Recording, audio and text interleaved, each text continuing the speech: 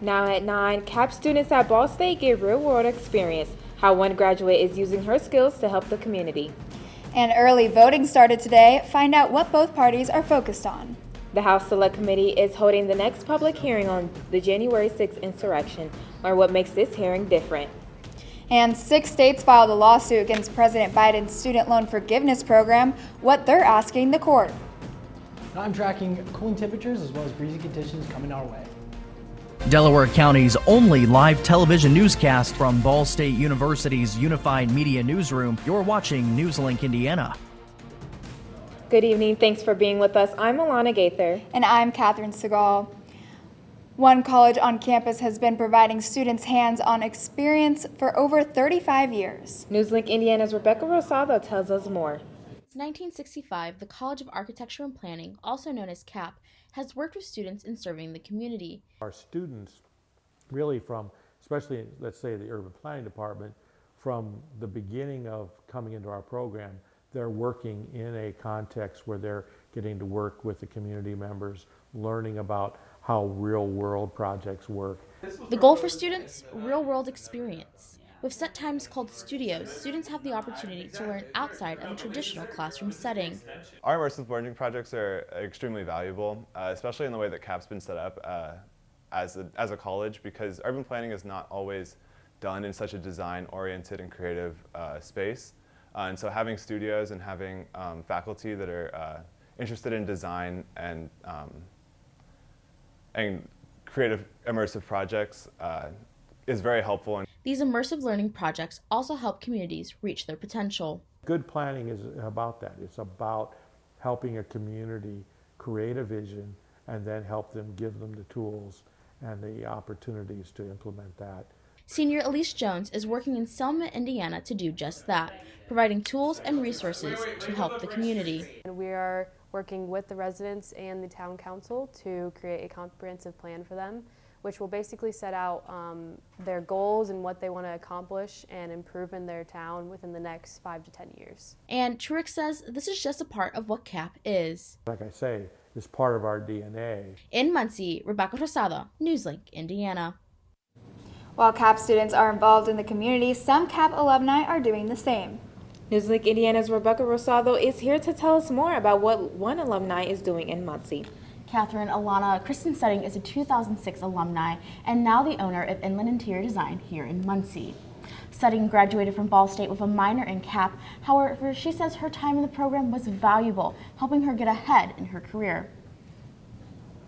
I wanted to be able to walk into a room of men and say, with confidence, that I knew what went into those beams and the rafters and the electrical. And so it was just really important for me to jump on everything that Ball State has to offer in its architecture program. Setting says that she wanted to do more and get more knowledge than just background knowledge. Decided I was going to be an interior designer. I wanted to have as much information as I could in the technical details and all of those things that would make me more respected. While Setting does offer full-service interior design, she also has a storefront in downtown Muncie, which is located at 109 East Main Street. Thank you so much, Rebecca. Teamwork is a big part of improving as an athlete. Ball State's exercise science program works with triathletes like junior Jacob Creek inside and outside the classroom to prepare for triathlons.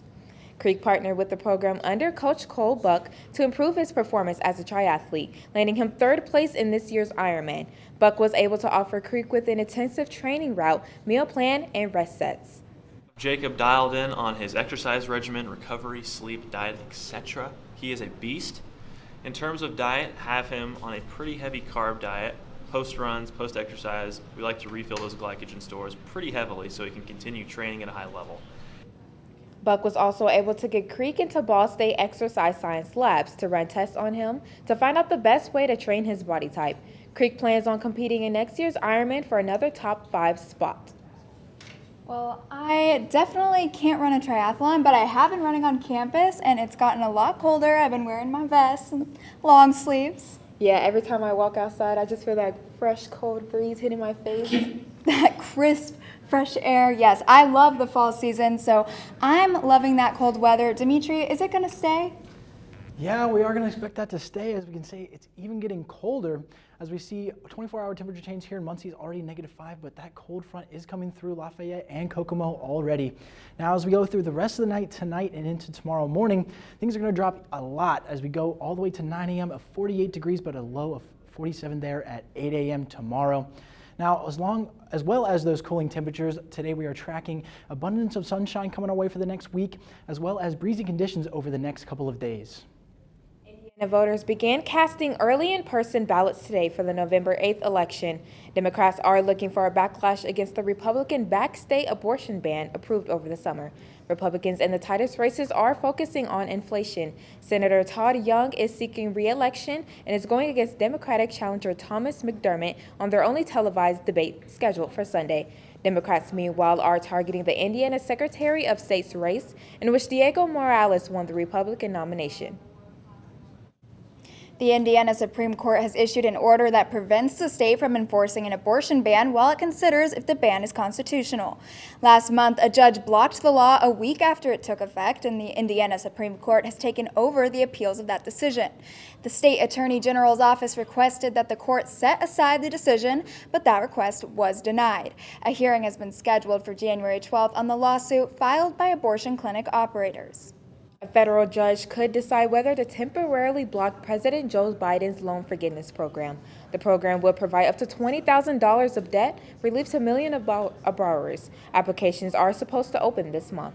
6 states filed a lawsuit last month, and they're asking the court to grant a preliminary injunction. This could mean that student loan cancellation will be on the pause until the judge issues a final ruling. States also argue that the Biden administration doesn't have the authority to grant broad student loan forgiveness. They also argue that the policy will hurt them financially.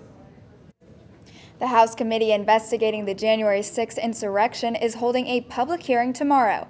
This is the first hearing since July. There will not be witnesses appearing in person this time, but the hearing will feature new testimony and evidence.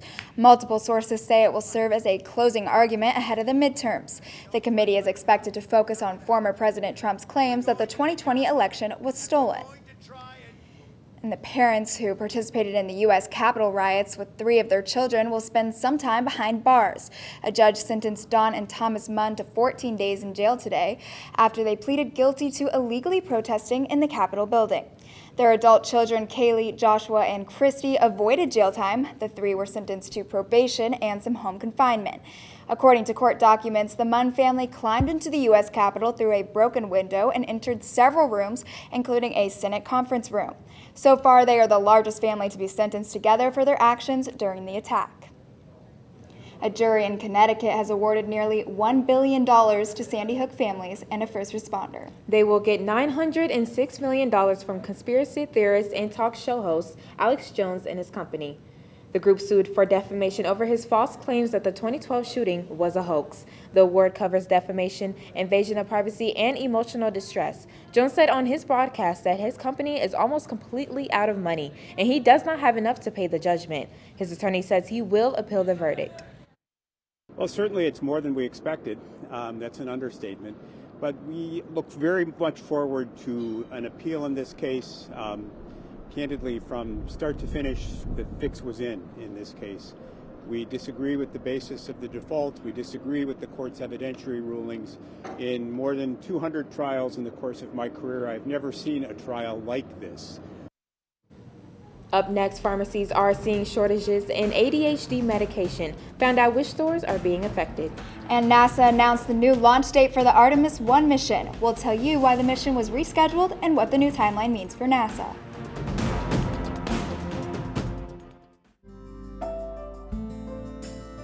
Riding the bus is an easy thing to do. Last year, we carried 60,000 riders from the Ball State area. 50,000 of those were students.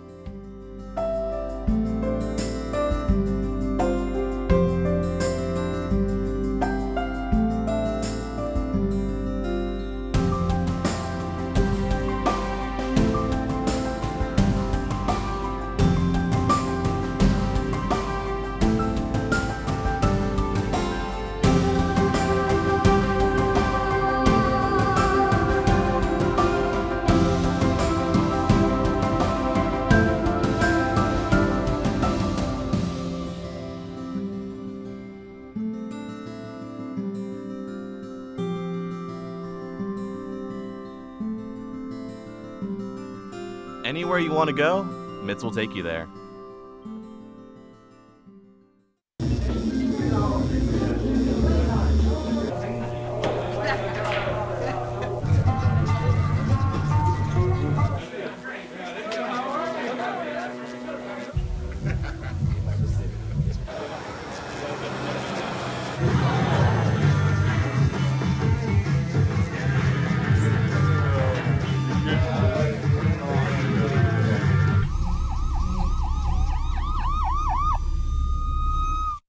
So, I just moved in with this family, and it's embarrassing.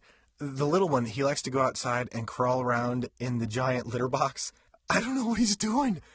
I mean, I was born and I knew how to use the litter box. Look at that. That's disgusting. Oh, poop already. You're making me nervous. Oh, okay, I can't look at this anymore. I really hope he grows out of this, for his sake. Welcome back. Individuals with ADHD could have trouble filling their prescriptions. Bloomberg reports pharmacy chains like CVS and Walgreens are having difficulty keeping Adderall in stock at locations across the country. Adderall is a drug commonly used to treat attention deficit hyperactivity disorder.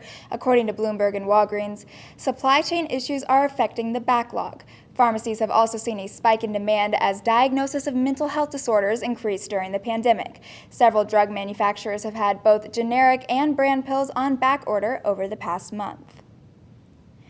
CVS is also working to get rid of the pink tax. Unlike the name says, the pink tax is not an actual tax. It's when things cost more for women than men, like razors, deodorant, and body wash. The company has plans to reduce prices on CVS brand menstrual products nationwide and pay the sales tax on those products in a dozen states.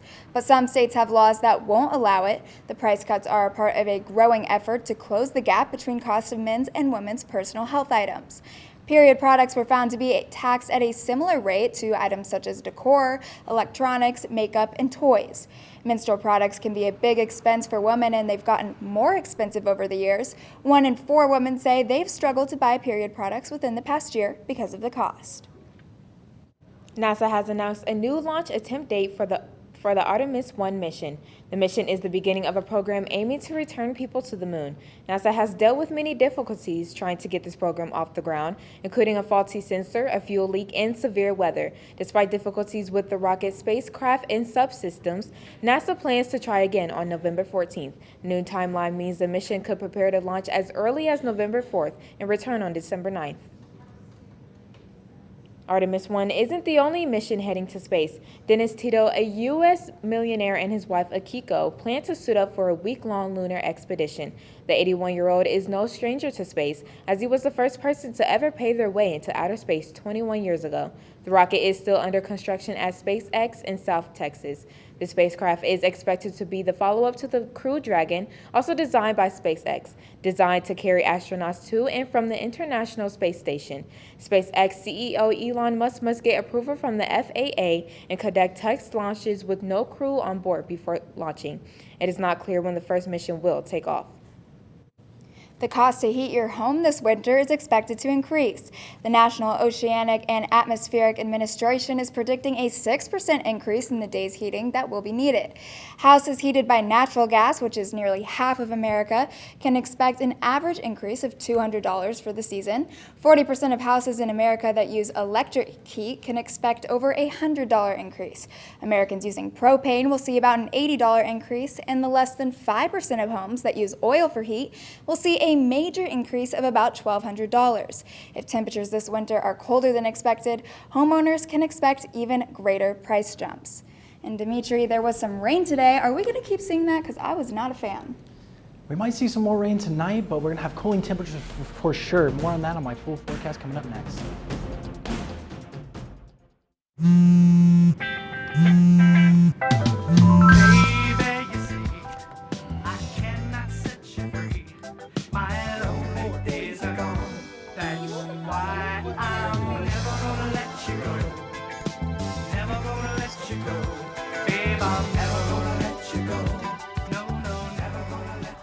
Here you go.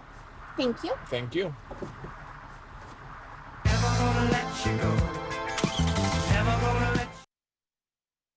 I think it's just vapor with flavor. It won't hurt my kid like cigarettes, right?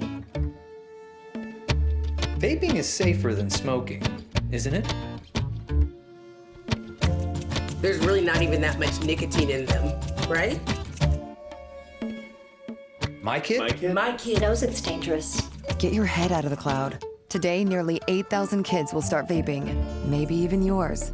Learn about the dangers at talkaboutvaping.org.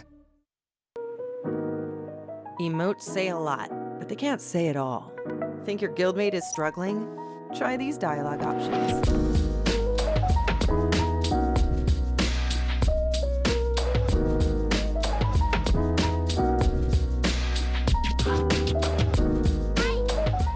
Go beyond emotes. Check in with your guildmates at seizetheawkward.org.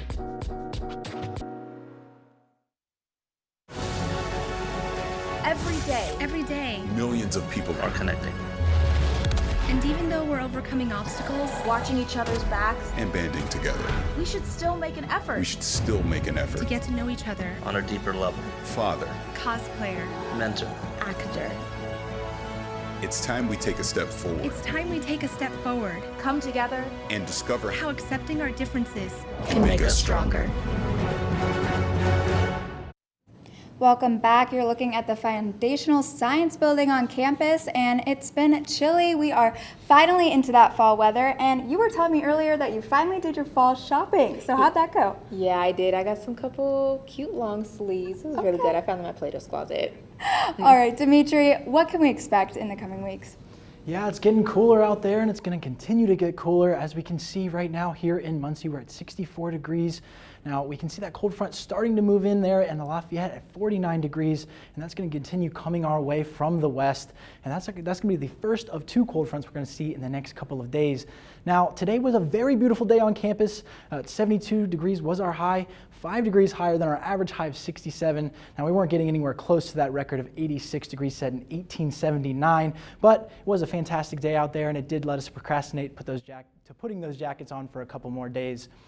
Now, as we get into tonight, we are going to see things cool off. Like I said, 46 degrees as our low, with a chance of scattered showers at 40%. I do want to put an exclamation point on these winds. As we can see, they're coming out of the west at 5 to 10 miles per hour, with gusts of up to 25 miles per hour tonight.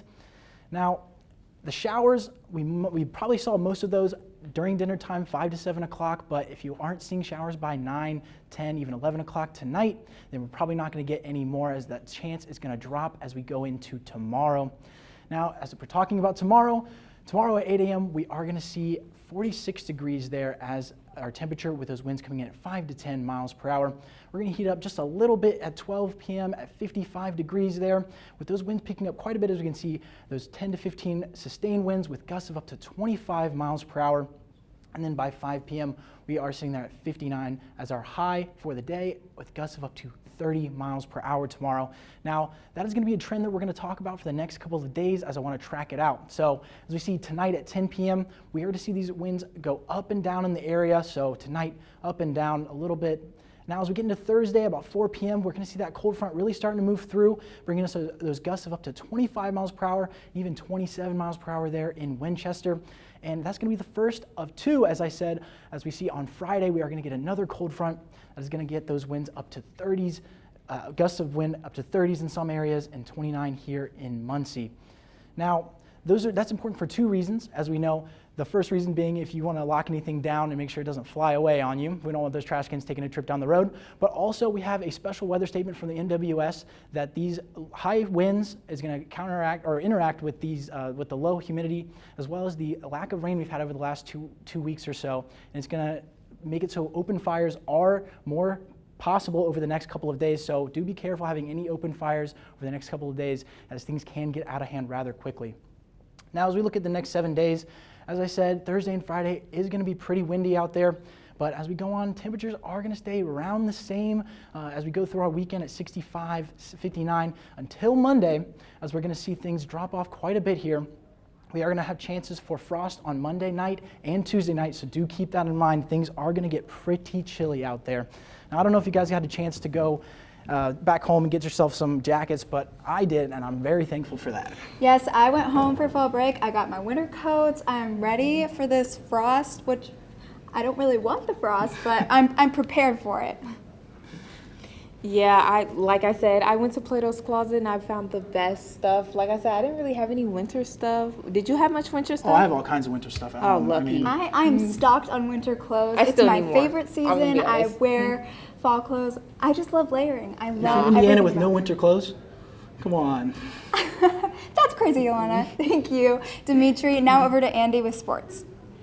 Thanks, guys. Several Ball State athletes winning awards over fall break. Plus, we had scores and results for Ball State athletics. All this and more next in sports.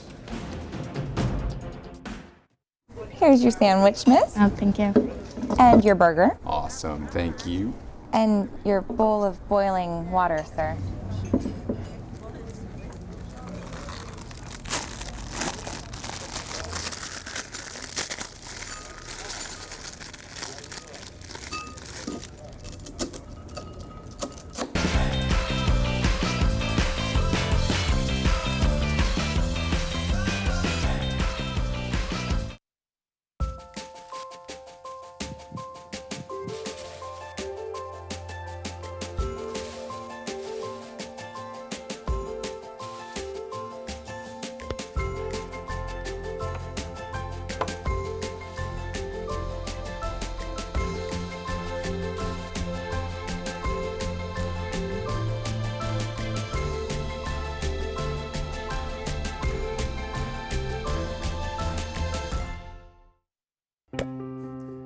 After retiring from the NFL, I've been able to spend a lot more time coaching my daughter's basketball teams. It's something I love to do. Through our games and our tournaments, we see all types of coaching, good and bad. And it begs the question, do we really know who's coaching our kids? Do they have the proper training and screening it would take for me to be comfortable with my daughters playing for that coach? Our Youth Basketball Association made the decision to use trusted coaches to screen and train all of our coaches. I'm a trusted coach. Are you? So if one cat has 4 kittens who reproduce every 6 months, how many cats will there be in 5 years? Who's got it? Is this... What is that? Seriously? Who threw that? Cats are terrible at math, but they sure do multiply. Please spay, neuter, and adopt. The solution is 10. Welcome back to NewsLink Indiana. I'm Andy Newman with sports. Ball State football claiming another victory this past Saturday with a narrow 17-16 win over Central Michigan. This performance seeing the recognition of 2 Cardinals receiving Player of the Week honors. Running back Carson Seal earning Mac West Offensive Player of the Week and punter Lucas Burrow winning the Special Teams Player of the Week award. This is the first award for either of the 2 Cardinals. Head coach Mike New feels that their play was pivotal to the win. Great win on the road. We won a close game on the road against a good football team, and the formula changes. Obviously, totally different than a week ago, and just proud of our football team. We talk a lot about just being the best team and being the best family, and we have to have each other's back no matter how it happens, and the goal is to win by 1 more point than our opponent. Steele and Barrow will look to keep their play up as the Cardinals host the Yukon Huskies this Saturday at Schumann Stadium with kickoff set for 2 p.m. Keeping things on the field, Ball State field hockey competing in 2 games over the weekend. On Friday, the Cardinals facing off against the Ohio Bobcats. That game going into overtime until freshman Fleur Noppert getting the game-winning goal to give the Cardinals a 2-1 win. Ball State returning to Bryner Sports Complex on Sunday to face off against Michigan State. After a close first half, the Spartans able to pull away and defeat the Cardinals with a final score of 5-3. Ball State is now 6-6 on the year, with their next matchup taking place this Friday at 6 p.m. against Appalachian State. Moving things over to the hardwood, Ball State women's volleyball making a homestand against the 2 MAC foes this past weekend. The Cardinals taking on the Akron Zips Friday night and Buffalo Bulls on Saturday in Worthen Arena. The box score very similar to both matchups, as Ball State winning 3-1 in both matches. The Cardinals will look to keep the 4-game MAC win streak alive as they hit the road to take on the Northern Illinois Huskies in DeKalb, Illinois for a 2-game series. Moving over to the Lynx, Ball State women's golf and men's golf finishing up road invitationals this past weekend. Graduate Joey Ranieri leading the way for the men in the Purdue Fall Invitational as the Cardinals placing 12th out of 15 competing programs. Moving over to the women's side, freshman Sarah Gallagher earning an 11th place finish overall, finishing at the Rocket Classic, leading Ball State to an 8th place finish out of 11 competing squads. Both programs look to improve their play this Monday as the men travel to the UD Flyer Invitational and the women compete at the Little Rock Classic. Taking things back over to the Bryant Sports Complex, Ball State soccer facing off against another MAC opponent this weekend. The Cardinals taking on fellow MAC opponent in the Western Michigan Broncos on Sunday. After a tough battle, the Cardinals facing and falling to the Broncos with a final score of 2-0. This matchup snapping the Cardinals' 4-game win streak. Ball State now sits at 5-5-4 on the year and 4-1-1 in the MAC. Their next matchup will take place tomorrow at home against Akron. That game will be taking place at 4 p.m. And guys, obviously a lot of games going on this weekend, but are you going to be able to try to get out to the football game? Unfortunately, I won't be able to make it, but wishing them luck. Thanks, Andy. And after the break, we'll give you a look at our anchor picks. Plus, we'll take one final look at weather.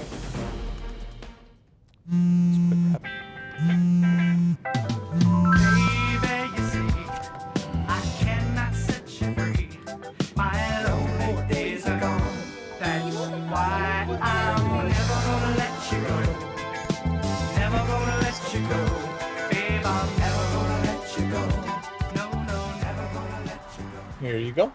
Thank you. Thank you.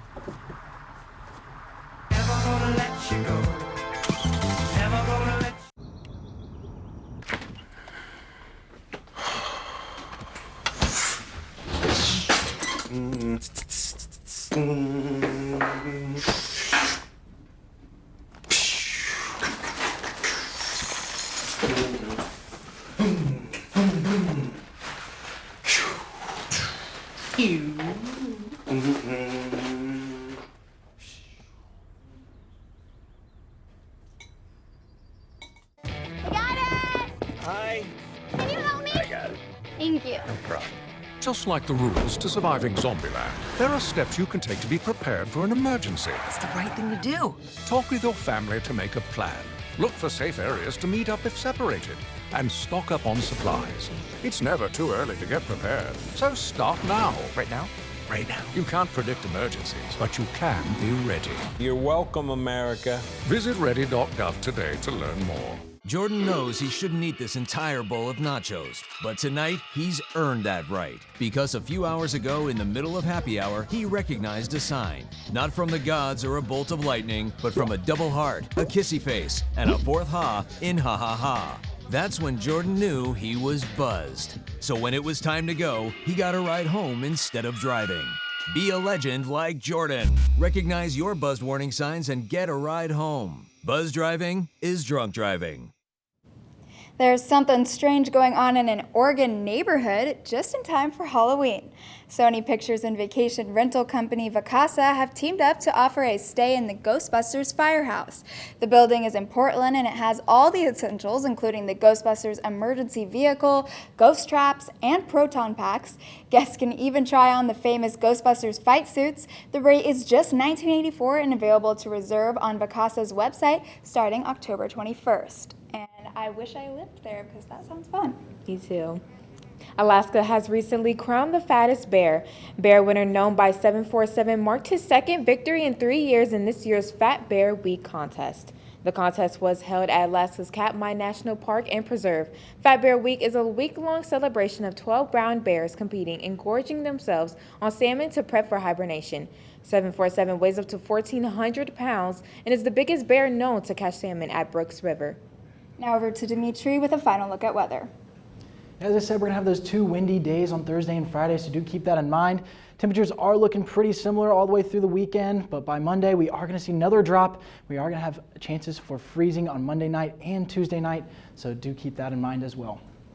That's all tonight for NewsLink Indiana. Be sure to join us again tomorrow night at 9, streaming live on the NewsLink Indiana Facebook page. And for news anytime, anywhere, go to ballstatedaily.com. Have a great night.